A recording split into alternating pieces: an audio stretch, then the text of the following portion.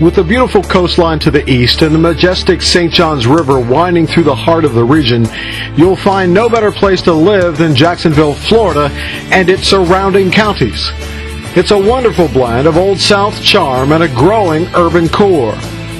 But what Northeast Florida doesn't have is a truly integrated multimodal transportation system that works well for both its city center and the many surrounding bedroom communities that make up this metropolitan area. Faced with an ever-growing population and a limited amount of areas to build new highways, the transportation problem will get worse before it gets better unless something is done soon. How do we create new, innovative ways to get people in and around our municipalities? And the only way to do that is to think regionally. The vision for the future has to include alternatives other than the single-occupant automobile. The Jacksonville Transportation Authority is taking a multimodal approach in addressing our transportation issues. No transit mode is being overlooked, but it will be commuter rail that will provide the greatest reach, potentially bringing citizens from several outlying counties to their jobs in Jacksonville and then home again.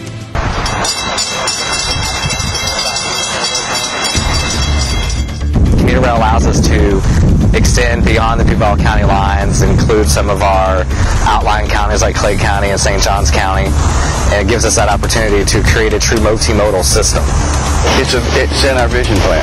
We're very much into commuter transportation, whether it be rail, buses, or whatever.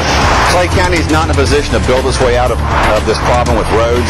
We just don't have any place else to build roads. We can't widen roads anymore. We're going to have to look at alternative transportation.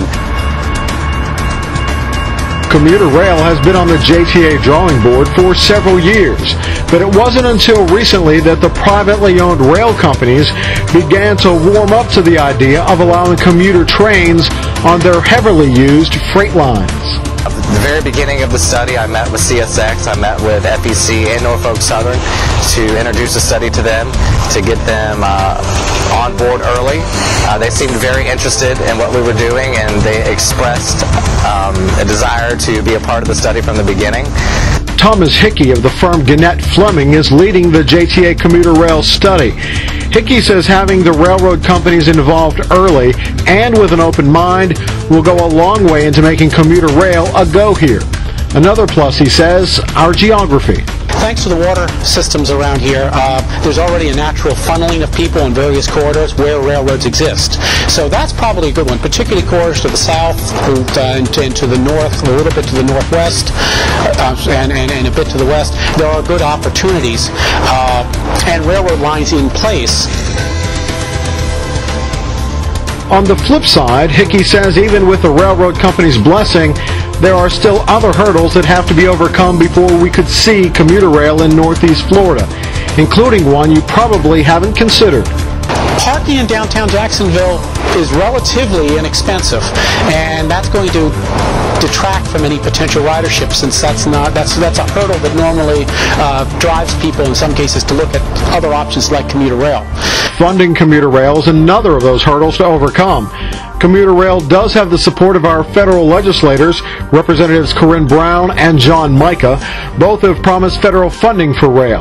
But locally, it's agreed it will take more than federal dollars to make commuter rail a reality here. It used to be that major metropolitan areas could say, we want to make it happen, go to the federal government, typical 80% maybe federal government finance, 20% local, county, state match. It doesn't work that way anymore. I think we need to consider what we can do as a region to fund some of our own improvements and maybe leverage some of those with public-private partnerships. In places like Nassau County, where 65% of the county's population travels to either Duval County or into Georgia for work, and the main highway A1A is nearing its capacity, rail is seen as a necessity for the future. Rail systems, train systems are a very vital cog for this community. In Clay County, they are already preparing for commuter rail. Having missed out on an earlier opportunity to purchase land that could have been converted into a transit hub, county officials are now eyeing another parcel that would initially be used as a park and ride and a bus station, then later an actual train station with shops and restaurants. This year, right now, we're looking at buying the piece of property across the street, which is actually larger. And I've been a part of that process, and I'm pushing that because this is something Clay County needs for its residents, an alternative way to get to Jacksonville. Transportation alternatives are vital in other ways as well. Transit, and in particular urban transit with modes like streetcars and various forms of rail and other rapid transit, can be excellent sources of development and growth. The Kings Avenue station, for example, currently under construction in San Marco, would not have been as attractive to developers if not for the adjacent Skyway station, a planned rapid transit route through the area, and the large parking facility there. We think with the rapid transit coming in eventually and the existing Skyway that's here, it's a perfect opportunity to create, a live, work, play scenario, if you will. People will be able to live here, take the Skyway downtown to the new courthouse or to, City Hall or, the landing, wherever it is they choose to go. In addition, it's believed that areas like the Springfield Warehouse District could benefit greatly from the addition of an urban transit system. So this piece here is strategically important because it's connecting the north side through Springfield to Shands to downtown. Commercial development is a big part of it, and bringing people from other neighborhoods into this neighborhood is a big part of that and the support of the commercial. Well, the hope is by adding urban rail service here that it would act as a catalyst to maybe revitalize this area. We already know that in the Springfield Historic District, that area is being revitalized through single-family residential development.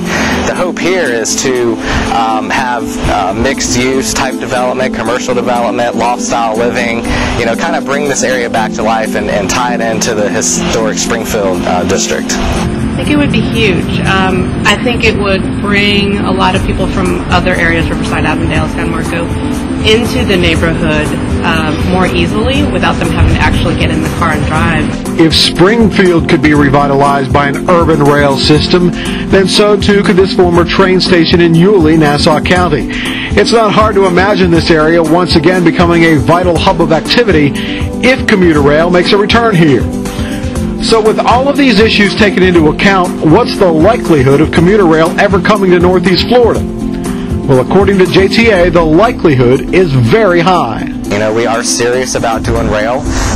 If we weren't, we wouldn't be doing the study. We wouldn't be meeting with the railroad companies and having citizens meetings and meeting with task force groups and such. So I just think it's important that the citizens of Jacksonville know that JTA is looking at rail options as far as transit in our long-range vision.